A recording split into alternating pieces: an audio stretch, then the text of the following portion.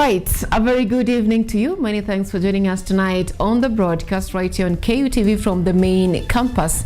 A lot has happened today, especially in the world of politics. But before we get into informing you of every detail, let's get a look at the highlights.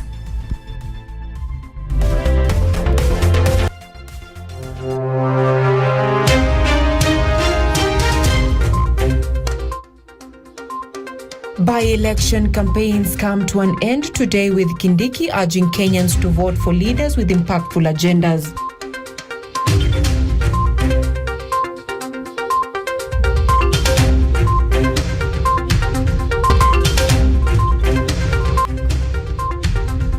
Gachagua condemns police and government authorities for excessive use of force, blocking his campaign trail in Narok town.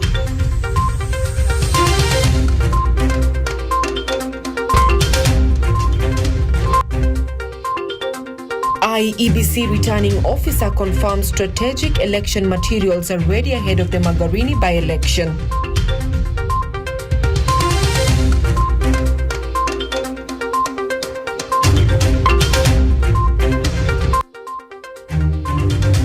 And Malaysian Prime Minister lauds the affordable housing plan, calling it a key pathway to improving the living standards of Kenyans.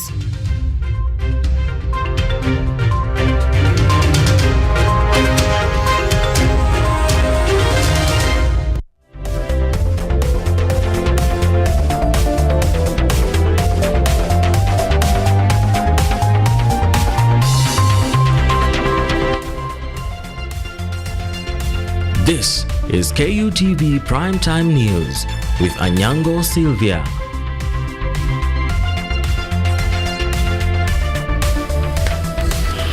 That's right, KUTV Primetime News is also coming to you live on YouTube at KUTV News Kenya. You can also interact with us on X at KUTV_Kenya or at Anyango Sylvia KE. We begin.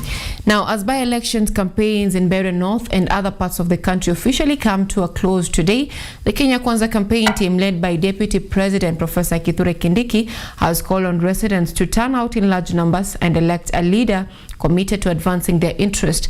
The day's events, however, were marked by Kindiki taking a swipe at his predecessor, Rigathi Gachagua, accusing him of spreading propaganda during the final stretch of the campaign. With only 3 days left before the Mbeere North contest, the UDA campaign team, led by Deputy President Kithure Kindiki, pitched camp at Mbeere North today to drum up support and heap praise on the UDA candidate Leonard Wamuthende.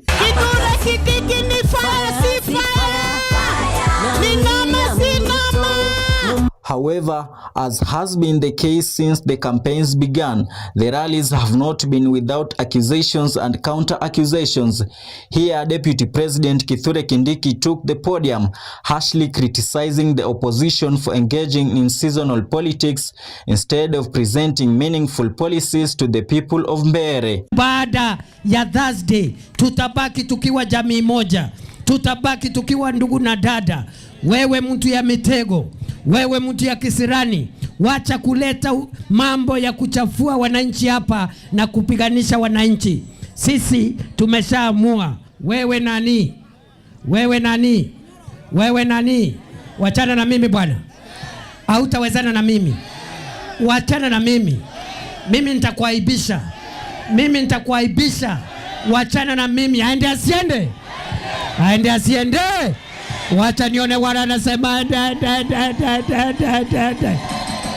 Rigathi Gachagua also came under sharp criticism.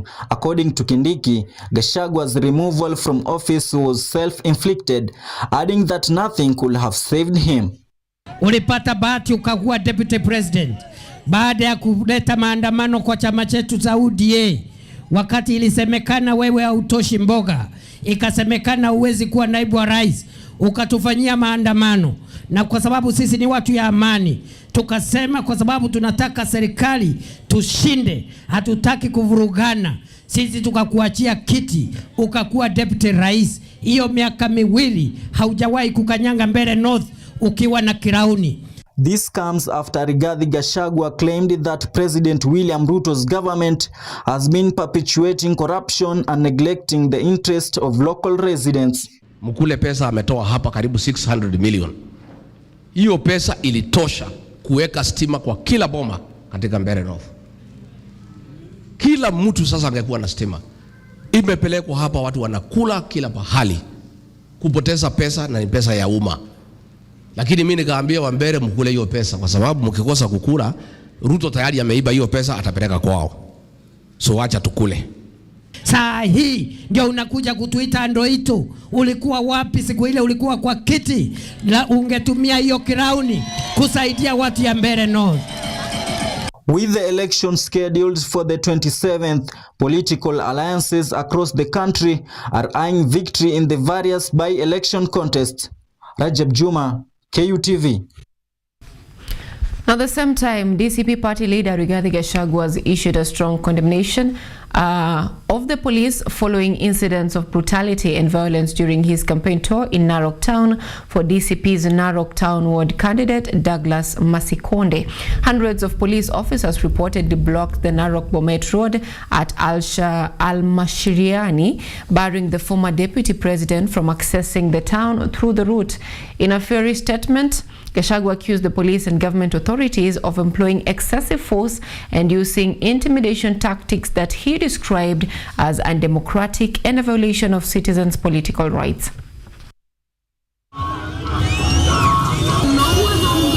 Hii ujinga mumefanya leo ndio itafanya Masikonde apite asubuhi. Si ndio? Si ndio? Atapita. Mimi nimeona hii siasa ya kasongo ya ujinga, ya fujo, ya kupiga watu mawe ni siasa ambayo imepitwa na wakati. Si ndio? Si ndio? Wangapi wanasema Masikonde. Si ndio? Si ndio? Sisi tutauziwa wanga kweli? Hata mkitupa mawe, kura ya watu ya Narok mtafanyia nini? Si kura muko naye? Si mnapigia Masikonde? Bona wewe Ole Ntutu na Kasongo mnataka kulazimisha watu ya Narok ati wapigie mtu yenu kura. Kwani kura itapigwa na nguvu? Harambee! Harambee! Masikonde anatosha atoshi? Aingie asiingie? Hii ujinga Kasongo mko naye ndio itafanya wewe kuwe one term. Si ndio? Harambee! Harambee! Kasongo ni one term, si one term. Ole Ntutu ni one term, si one term. Masikonde asiingie?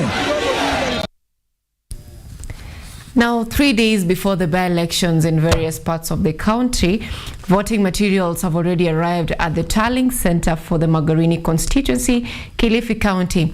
The Independent Electoral and Boundaries Commission (IEBC) returning officer Joseph Mwafondo has confirmed that all essential materials, including ballot boxes and ballot papers, are ready for Thursday's by-election.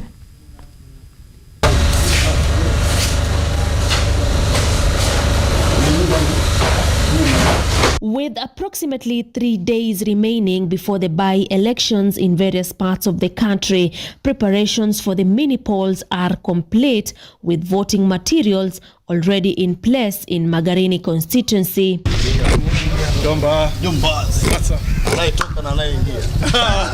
According to the Independent Electoral and Boundaries Commission (IEBC) returning officer Joseph Mwafondo, all essential materials, including ballot boxes, ballot papers and polling booths, are ready for Thursday's by-elections. Kila kitu kile ambacho tunasema zinaitwa strategic materials zile za elections zote ziko. Magarini constituency iko na ward 6 na iko na wapigaji kura 80,128. So tunawaomba wana Magarini wote wale wamekuwa registered wajitokeze kwa wingi ifikapo tarehe 27. A call for peace and fair election has also been issued, especially to the candidates and their supporters who have been warned against violating electoral conduct and laws. Lengo letu sisi wote kwa jumla ni a peaceful by-election ya Magarini.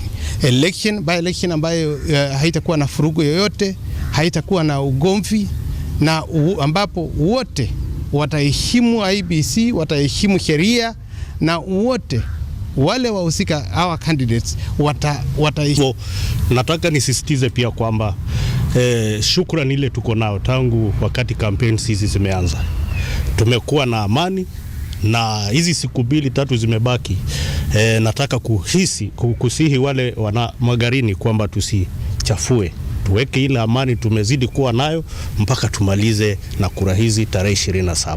Elsewhere, Nyali Member of Parliament Mohamed Ali of UDA party joined the opposition team led by nominated Senator Shakila Mohammed to campaign for DCP candidate Stanley Kenga in Mambrui Village, Magarini Sub-County, saying voting for Kenga against the ODM candidate Harrison Kombe will be a boost to the youth and accountability in the country, adding that the Kenya Kwanza administration had failed Kenyans. Mkiambiwa ati leo tumpatie miaka 2 imebakia, tutaleta barabara, tutaleta hospitali, tutaleta maji, mbona hukuleta wakati alipokuwa ameanza kuwa mbunge hiyo miaka 2?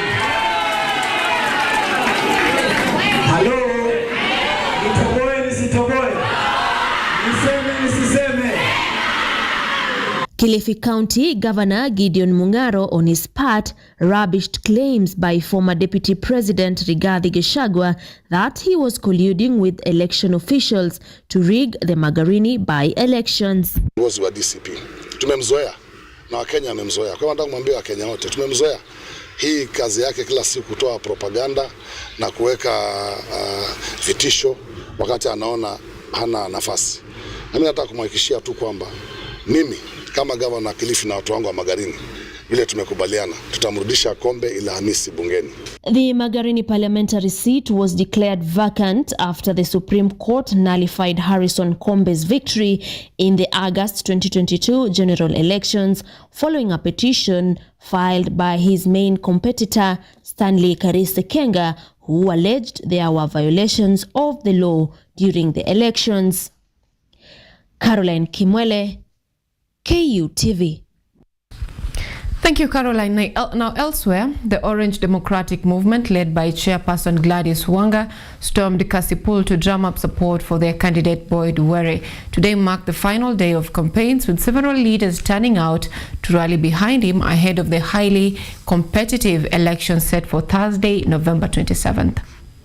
Say this: violence has no place in electoral contest.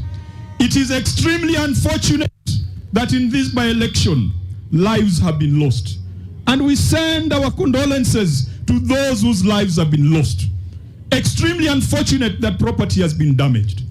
And we send our sympathy. But we insist that the organ that is supposed to ensure justice, that is supposed to ensure fairness, is not the ODM party, is not the ODM candidate. It is a national security system.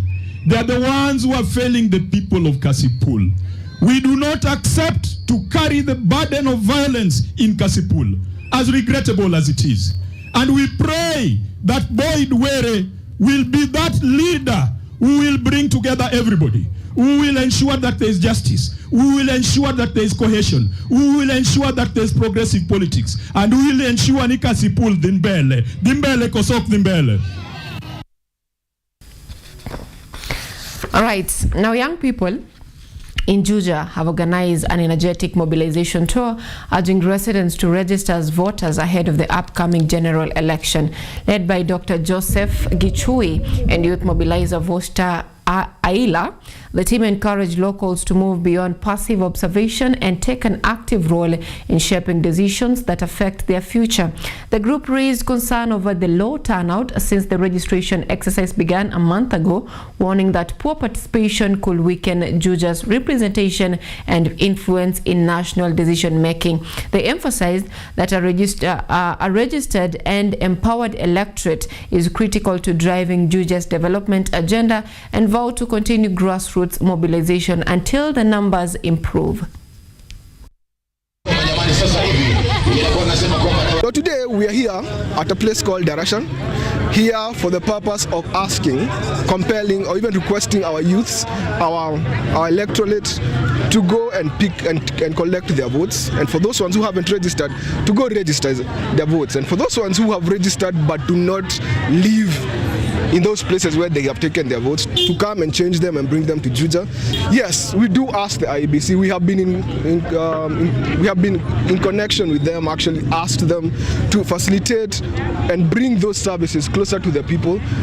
Tunataka kuvote watu wenye wanatupromote kikazi, watu wazuri, watu wenye wanasikiza wananchi kenye wanataka. Ni kama mtu akiambiwa kitu yenye anataka kufanya, afanye na roho yake safi, na apende wananchi, biashara, atutengeneze barabara zetu. Yetu ni mdomo, lakini kura tutapiga. I want to tell you guys, kura tutapiga. We will participate in the coming elections.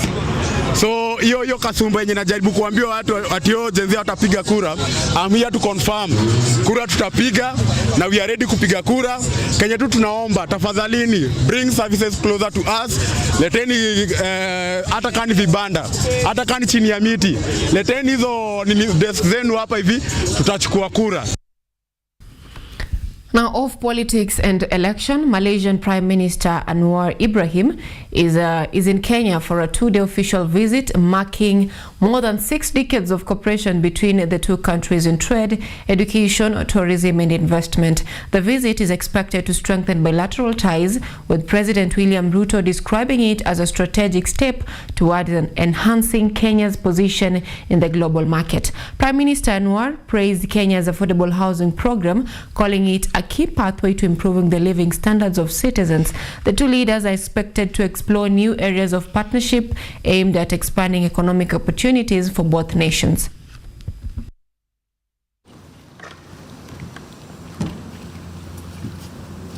This visit comes at a defining moment for Kenya as we advance a new national roadmap inspired by the experience of Malaysia and other Asian tigers. Nations that rose through discipline, strategy, and a commitment to excellence. In our discussions, we agreed that Malaysia will explore partnerships and investments across our key priority areas, including collaboration in STEM and in research and matters education. And I want to commend you, Mr. Prime Minister, that you will be meeting with some of our education stakeholders later today as part of our human capital development that is central to Kenya's development. We have decided, both of us at least and the government, to enhance the bilateral relations into a strategic partnership which would cover all fields of endeavor, and the traditional agriculture, import, but also in new technology. You are also very concerned on the issue in energy transition and digital transformation, including semiconductors, data center, and AI. And I think we can share our experience and yours through university collaboration, to research, and through various forms of investments. Now on that note, we are taking the very fast break on the broadcast tonight. Don't go too far.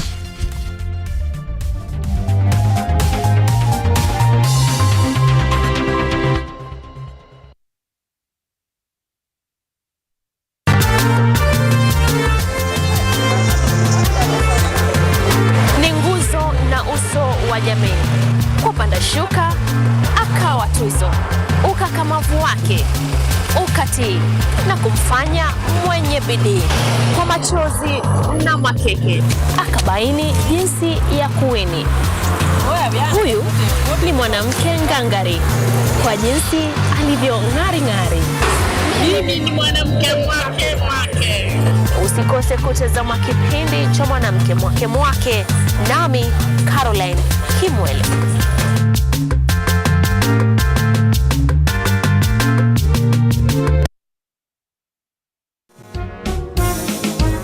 A new era, a new people.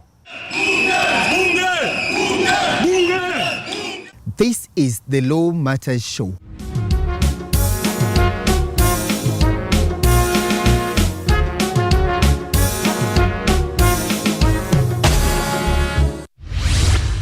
A program that brings you legal sensitization on your television. My statement is written and just the court, the prosecution? I think that this loss is a setback for Raila Odinga.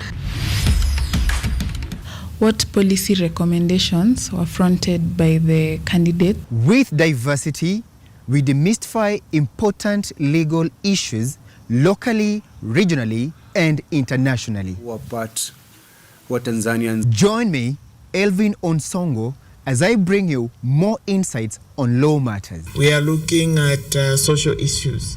What is the problem? Is it the economy? Is it... Law Matters Show, creating awareness, advocacy, and enhancing lives.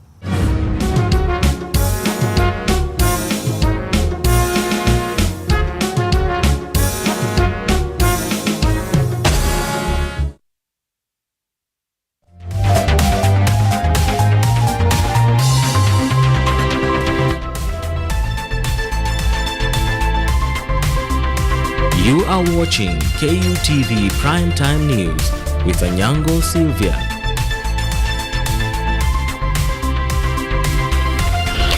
Welcome back. Now moving on with the broadcast tonight, members of the National Assembly's Departmental Committee on Lands are demanding accountability from the Agricultural Development Corporation after its management failed to appear before them over a 250,000 acre land matter in Kilifi and Tana River counties. Lawmakers expressed displeasure after acting Manager Director Wilson Tunui skipped the scheduled parliamentary session, saying the absence amounts to evading oversight on a matter of significant public interest. Despite the National Assembly's Departmental Committee on Land visit at the Agricultural Development Corporation Management ADC, Galana, Kulalu land offices and Bombi and Marafa areas in Kilifi County to check on the progress made in subdivision and distribution of the parcel of land to residents, the acting managing director Wilson Tunui failed to appear before the committee to answer on unsettled land issues. It's also disappointing that the acting MD here, the acting manager, and I don't know what is going on, and the former manager, the acting MD, not able to get a seat. That shows a lot that is happening in this ADC, and they will dig more when the time comes and when your MD shows up for this meeting. A communication was done on 17th November. That means the MD had a lot of time to appear before us. He had a lot of time to communicate whether he could not come or not. It's very unfair to the parliament of this country. ADC has given the National Irrigation Authority, NIA, a portion of its more than 1.8 million acres in Tana River and Kilifi counties for the Galana Kulalu Food Security Project, which began in 2013, something that, according to the committee representative, is unlawful. 12th Parliament, I was a member of Parliament here, and the chair then, Honorable Dr. Rachel, was the chair of the Lands Committee by that time, 12th Parliament.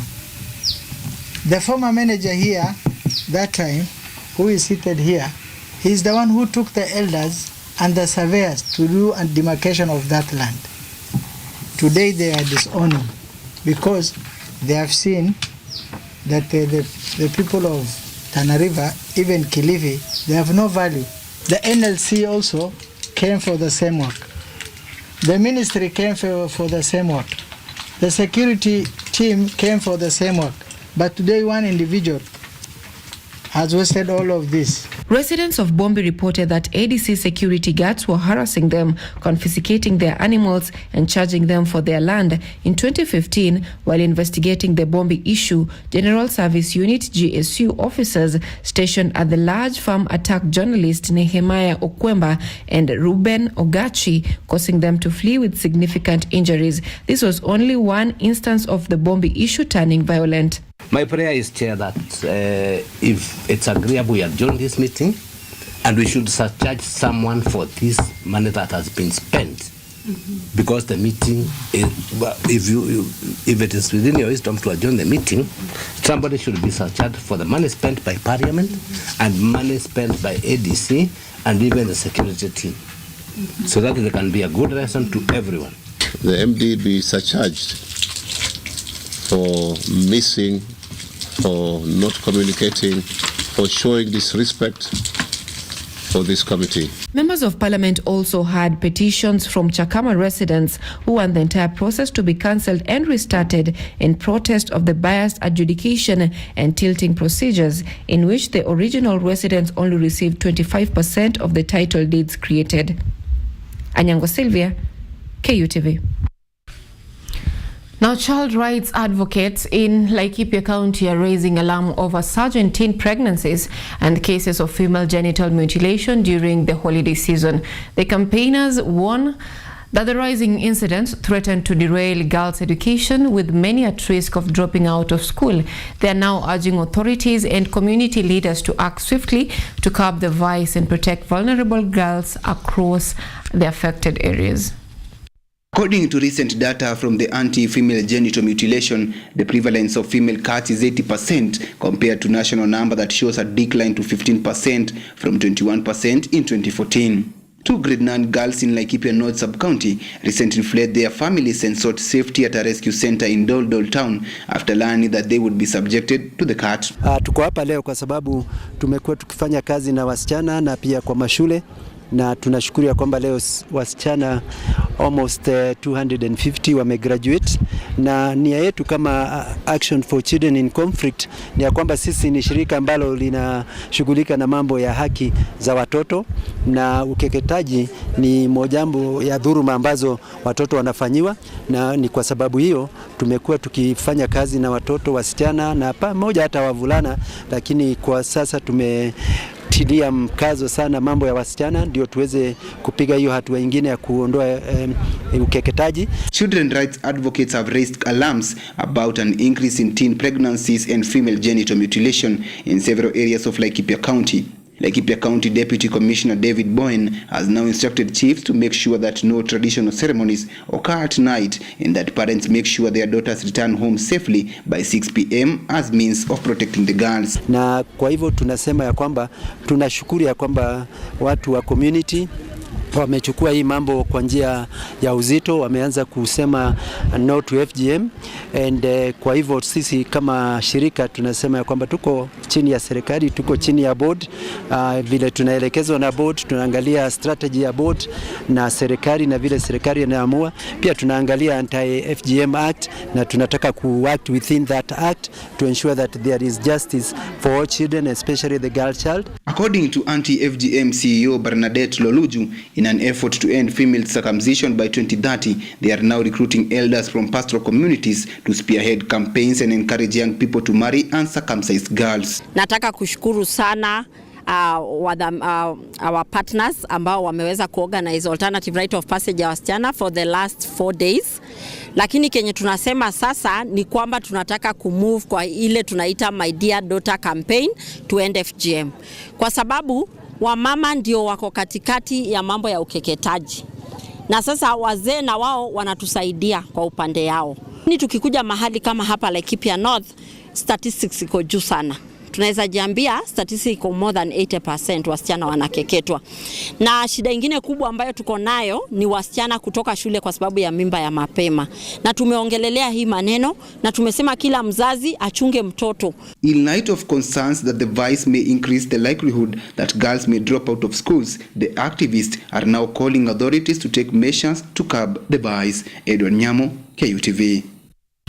Thank you, Nyamu. Now, permanent secretaries from various ministries have come out strongly to defend the Kenya Kwanza administration's development record, assuring residents of Shatuka in Kilgore Central, Narok County, that the government is delivering on its promises.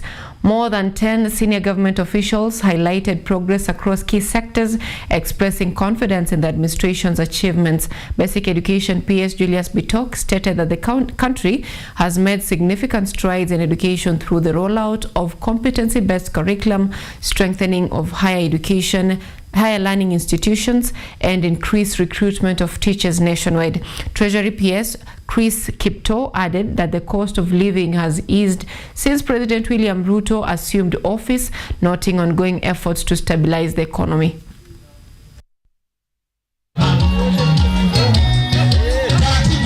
The state of education in Kenya is strong.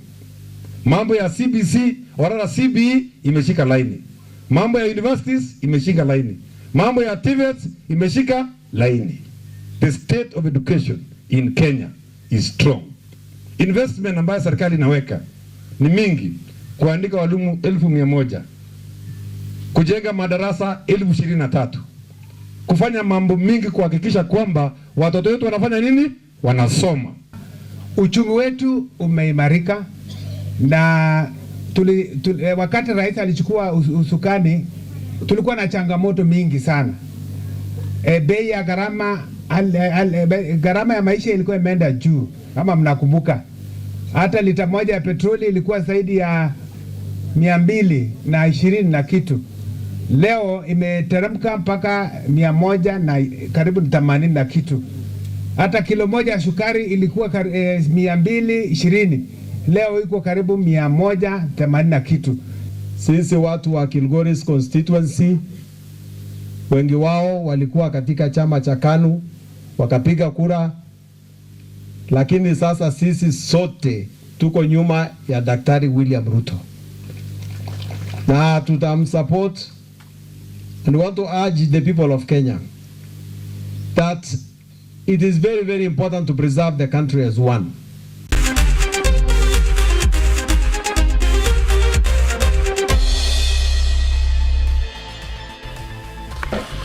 In sports tonight, the English Premier League returns tonight with a blockbuster clash between Manchester United and Everton. United head into the match unbeaten in 5 with 3 wins and 2 draws and will be looking to extend that momentum. Everton, fresh over 2-0 victory over Fulham, will be aiming to build their recent form. The match kicks off at exactly 11 p.m. In last night's action, Arsenal dismantled Tottenham 4-1 in a high-octane derby, with the new signing Eberechi Eze stealing the show as he netted his first hat-trick for the club. Meanwhile, Aston Villa mounted a comeback to defeat Leeds United 2-1.